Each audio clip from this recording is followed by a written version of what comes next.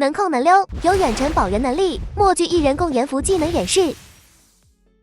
這邊來看一下共顏符默劇一人的技能演示。首先的話是他的手出道具伞是一個消耗型的道具，每局的話可以使用3次。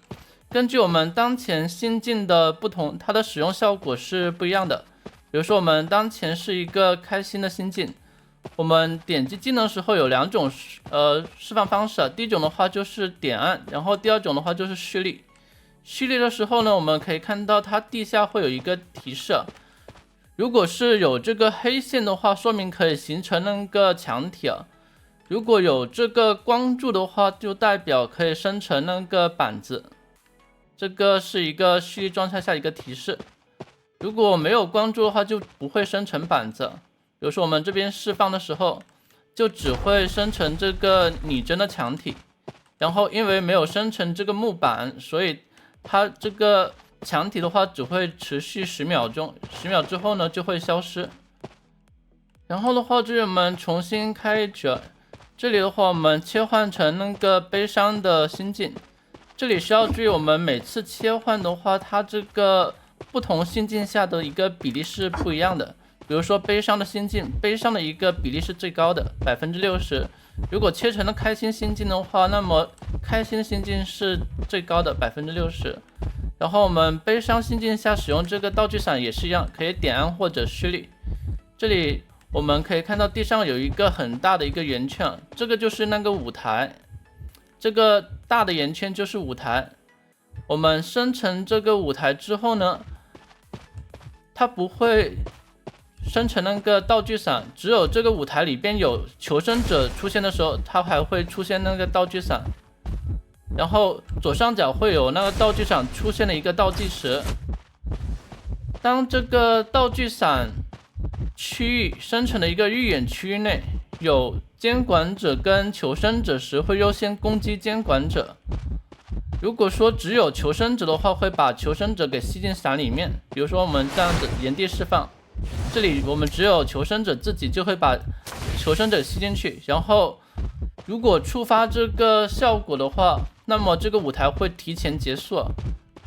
這個是這個心境一個效果。我們這邊可以再來看一下，我們可以通過蓄力的方式去那個投掷这个道具伞生成舞台的一個位置。也就是說我們可以有一個遠程釋放技能的一個能力，可以去輔助我們的隊友。然後我們這邊道具傘用完之後呢，我們是可以去摸箱子，然後使用其他道具的。然後這邊的話我們重新開一把，這裡可以看到我們開局的時候就可以立馬去使用這個道具傘了。然後需要注意的是，不同心境下它所需的一個佔比是不一樣的。比如說我們當前是一個開心的心境，那麼開心的話它需要佔60%，而悲傷的話只要佔40%就可以。當我們切成那個悲傷的心境的時候呢，這時候開心的心境只要佔40%，而悲傷心境只需要佔60%就可以。這時候我們再去切的時候，可以發現我們這時候用不了技能，是為什麼呢？因為我每次切換的時候，比如說我們這裡先把這個開心的心境先佔滿，這裡佔滿之後，我們切成那個悲傷的心境的時候，它這個開心心境的上限會從60%下調到40%。那麼多出來，原先多出來的20%就會直接被溢出掉，給清空掉。這時候我們再切換回開心之後，可以發現它這部分空了，對不對？需要我們重新去積攢。另外需要注意就是我們為什麼開局的時候去切的時候，它不會有一個就是有那個消失的部分呢？因為它有一個補償的機制。默劇人的話，每30秒可以就是切換的時候，比如說我們從這個開心的心境切成那個悲傷的心境，這時候原先是40%的一個悲傷，對不對？它的上限變成60%，我們是要去補那個20%。但是我們這時候去切的時候，可以發現我們不需要去補，這是為什麼呢？因為它幫我們補了20%，而這個補的一個機制有30秒的冷卻時間，這時候我們再去把它調回來，這時候再切回來，可以發現沒有那個補償的一個機制，因為它在冷卻。需要注意的是，我們每次使用道具傘之後呢，下一次使用需要我們重新積攒這個星星。這個黃條的話，也就是開心的星星，我們可以通過人物的移動，還有就是在板窗交互期間，也會緩慢增加我們的星星。另外還有一個就是，如果直接砸板命中監管者的話，可以讓這個直接增加到上限。然後另一個就是這個藍條，這個藍條也是悲傷的星星，可以通過破譯密碼機，又或者是在監管者的10.1米範圍內，又或者是有隊友受傷狀態下的，也會緩慢增加我們這個藍條。還有就是我們剛才說到那個補償機制，我們由這個開心切換成悲傷，這個悲傷會立馬增加20%的一個進度條，這個會有30秒的一個冷卻時間。還有就是另一個方式，就是我們可以，如果說我們掉血的時候，它也會立刻長滿我們這個藍條。也就是說，黃條的話通過砸板可以直接長滿，而藍條的話是掉血的時候可以直接長滿。然後的話說一下不同心境下的一個注意事項。首先是這個黑線代表可以生成那個牆體，而這個光柱的話则是代表可以生成那個木板。然後需要注意的就是這個木板在的話，那麼這個牆體會一直在。如果這個板子被破壞掉或者沒有板子的話，那麼這個牆體會在10秒之後消失。這個是我們這個心境的一個效果。然後的話是關於這個悲傷的心境，這裡可以看到我們蓄力狀態下，它的一個釋放的方式不會被這個牆體遮擋，我們可以直接透過牆體進行一個釋放，這個遠程的一個輔助能力會非常的不錯。另外需要注意就是这個我們釋放之後呢，它這裡只會生成舞台，只有當舞台裡面有求生者的時候，它才會出現那個道具傘。如果說舞台裡面沒有求生者的話，就不會出現那個道具傘。另外這個道具傘的話會出現離那個求生者最近的一個位置，比如說這裡先知離中心最近，那麼它會出現在那個先知那個位置，而不會是在我們這個位置。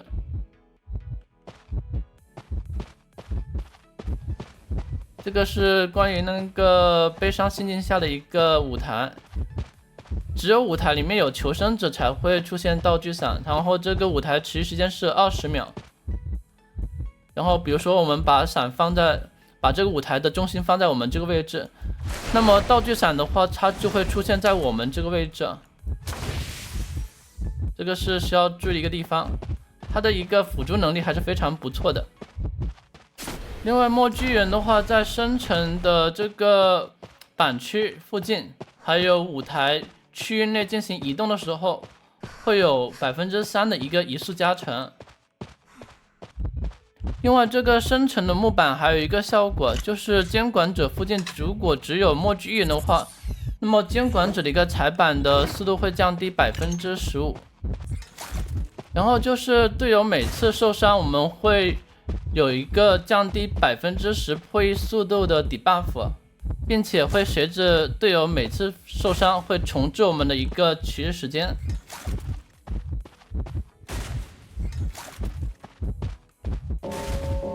大概是這個樣子。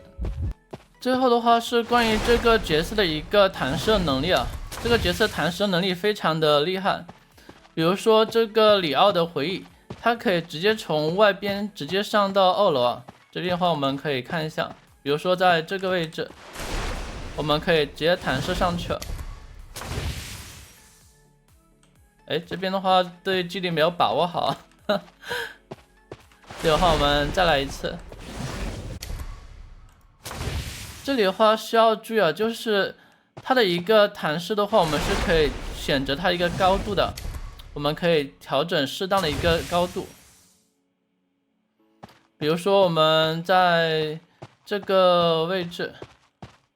在这個位置，然後彈射到前面。比如說我們先把視角拉到最低，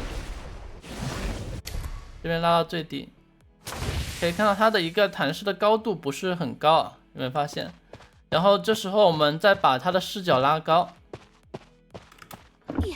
這時候我们把它的視角拉高，我們這邊再來一次，這次是把視角拉到最高，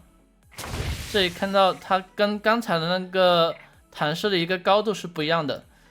但是兩者前進的一個距離其實是差不多的，這個是一個需要注意的地方。基本上大部分地圖的2樓都可以上去啊，像那個聖心院的2樓啊，還有什麼永眠鎮的那個窗戶，唐人街的2樓，還有什麼不歸零的大房2樓都是可以上去的。這個角色的一個能力目前看下來還是非常強的，而且它的道具是有3個嘛，而且用完還可以換道具。好了，以上就是本期視頻內容，我們下期視頻見吧，拜拜。